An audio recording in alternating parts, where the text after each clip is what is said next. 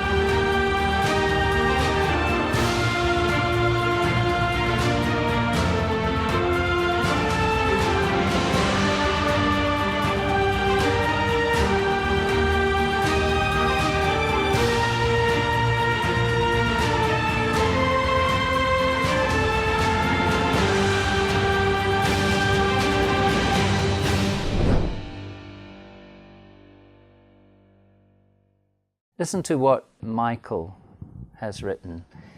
He identifies as spiritual but non-religious. He's a Cambridge graduate and a media consultancy director, about 40 years of age. This is what he said. Having sought in vain to find happiness in gay-affirming society and active gay life over the course of 20 years, I finally discovered the truth about myself and deeply satisfying alternative solutions to my relational and life problems. This was by working with a Core Issues Trust therapist for about 2 years, who helped me to move away from inauthentic, unhealthy and destructive homosexual relationships towards infinitely more fulfilling and meaningful relationships that are leading to lasting happiness and profound spiritual growth. I believe I was born a heterosexual man and do not identify with gay culture, and I don't want to engage in gay life anymore. I have the right to pursue truth and happiness as I understand it. And that's what this therapy has allowed me to do. And then this is how he closes. I'm an educated professional who did not find happiness in the gay life, but instead disillusionment, sickness, and a lie. And now I've sought out and found my own truth and happiness with the help of a therapist who accepts me just as I am, where I am, and who is supporting me. And then he asks this very important question: what right has the Church of England Synod to ignore other worldviews and to take my happiness away and to tell me how I should live my life? These people's stories are written without showing their faces. We can't identify them other than with the information that they've allowed us to share. And this alone, I think, should alert our viewers that there's a high level of intimidation for those wanting to leave homosexuality and who seek counseling to help them. I think it's of great concern. Now here's something from James, who is a health professional, and he's 38 years of age. So if you'd like the full extract, you'll have to download the document, but here's a piece from what James has to say. From day one, the mentoring received from Core Issues Trust has encouraged me to choose my own goals and to explore the journey towards them in an affirmative way.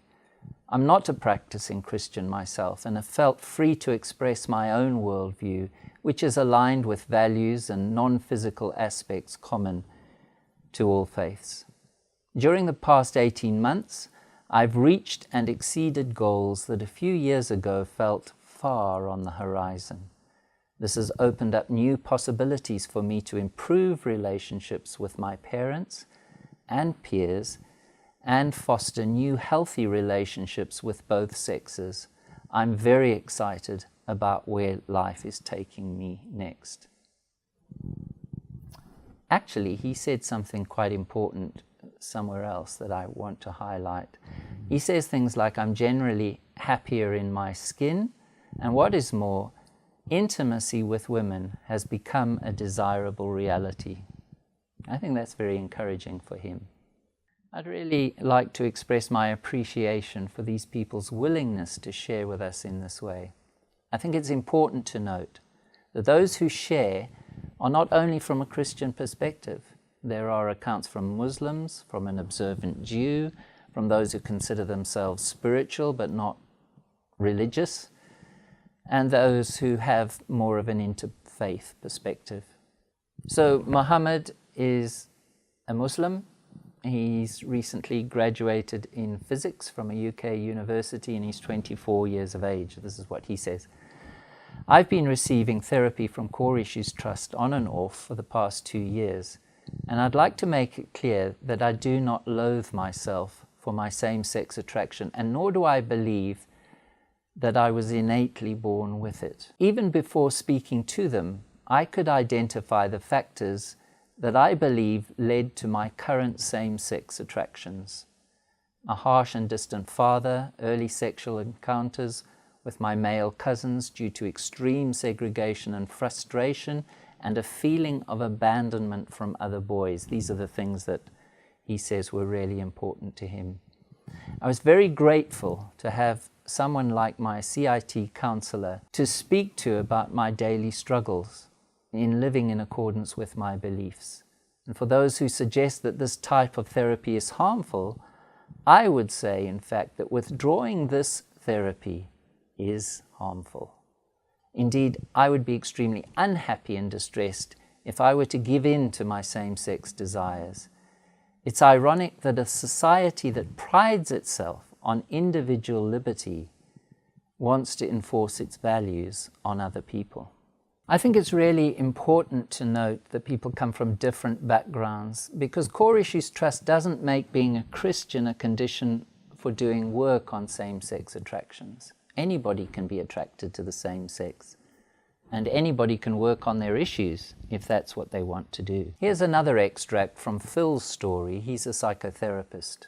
Listen to what he has to say. My relationships with men were confused in terms of fear on one hand and sexual attraction on another. I found it impossible to relate to men in a convivial way and was always the odd man out, and I found it easier to relate to women. However, deep in my inner being, I longed for the friendship of other males and secretly observed the easy informality in which men seemed to relate to one another. And after many years of prayer, the Lord answered me by guiding me to Koreshi's trust. My counselor has helped me with guiding self-esteem issues, enhancing my view of myself as a functioning heterosexual male in society. Now, this client was severely abused. He says this, "I grieve for that child who grew up in pain and darkness, but have been enabled through mentoring to parent that lonely, suffering child. The light has finally been switched on. My miracle has happened. I've been set free to be me, the person I was created to be. I finally look forward to the future, and I'm thankful for my mentoring experience." We can't promise that everybody achieves all of their goals, but generally, in my experience, at the very least, those who work with us are content with their lives. And I think it would be wrong to exclude anyone from help and support and to refuse to allow people to support their goals. If you'd like to read more or the full accounts of these stories, please go to core-issues.org and download the document. It's called Voices of the Silenced, Personal Accounts of Counseling Interventions for Unwanted Same-Sex Attractions, and it's free of charge. Thank you for joining us on Voices of the Silenced.